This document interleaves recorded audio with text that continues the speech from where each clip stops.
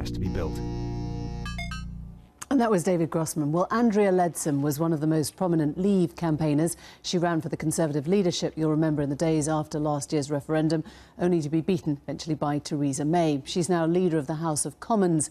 And earlier I spoke to her from her constituency in Northamptonshire. I began by asking what she thought of Donald Tusk's allegation that Theresa May's offer risked worsening the situation of EU citizens.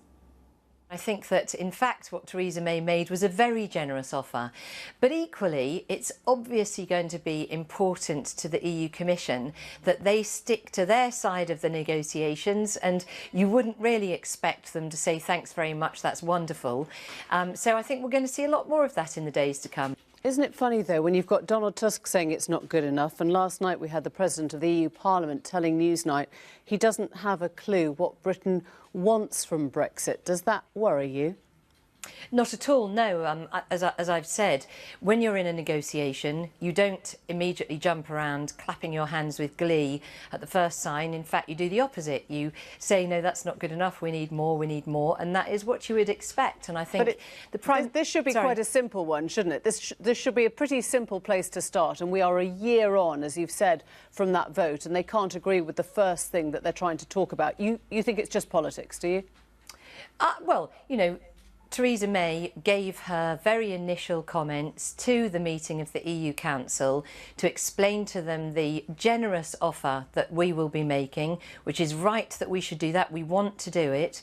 And of course, EU negotiators will start off by saying, you know, that we need to see the detail, it's a good start, but you would expect that. I think we're going to see a lot of the negotiations, and the sort of handling of negotiations is going to be a challenging time, but we are determined to continue with a good relationship with our EU friends and colleagues. We're weaker than ever before. She's gone to the country, she didn't get the mandate she wanted, and she doesn't have a strong position from which to negotiate. That's the blunt truth. Well, you know, Theresa May isn't, of course, satisfied with the majority that we managed to get at the last election, but we are the biggest party in government. It's not just our opportunity, but it's also our duty to create a government, to take this country forward, to do everything we can to make a success of leaving the EU. We've done a huge amount of work on preparations for these negotiations. Our hand is very strong. You've got a negotiating position which is completely unclear. You're hearing that from the President of the EU Parliament. We've got a political system which is unstable. Many believe our economy is unfair. Living standards are falling.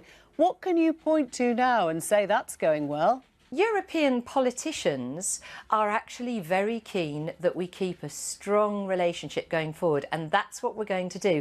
And it's actually the elected politicians who are the important thing here. And I would also... Ms Leadsom, you haven't even got a deal with the DUP on the table. They're laughing at us and saying they can walk all over whatever she puts up now. Well, that's blatantly not true, is it? Angela Merkel said it was an interesting start. We had Mark Rutte saying he was quite positive and optimistic about it. We had various different EU politicians, the elected politicians, saying it's a good start. Of course, it's very early days, but it would be helpful. It would be helpful if broadcasters were willing to be a bit patriotic. The country took a decision. This government is determined to deliver on that decision. Are you accusing me of being unpatriotic for questioning how negotiations are going, questioning whether you have the position of strength that she said she wanted?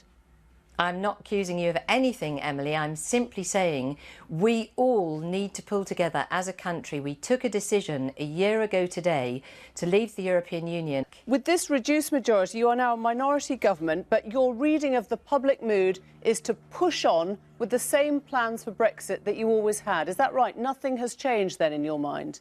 As the Prime Minister has said, we're leaving the EU, we're not leaving Europe. So our negotiation to deliver a strong deal that works for all of us remains absolutely at the heart of what we're doing. Do you regret that the election was called? Important. I don't at all. And of course, we don't have the numbers in Parliament. We accept that, and of course, we're disappointed about that. But what it means, it will be a real listening the whole government. Direction of Brexit is now up in the air. If I can just finish. That. After this election, you didn't get the Brexit vote that you wanted. You didn't get a huge majority. This was a sign from the country that they were questioning it. over 85% of people voted for parties that were accepting of the result of the referendum last year. What we actually now have is a government that will be listening so carefully across parties, hearing what other parties' ideas are, collaborating with them even more closely, will be working closely with the devolved administrations to try and get this legislation through. Andrea Leadsom, thank you. Thank you.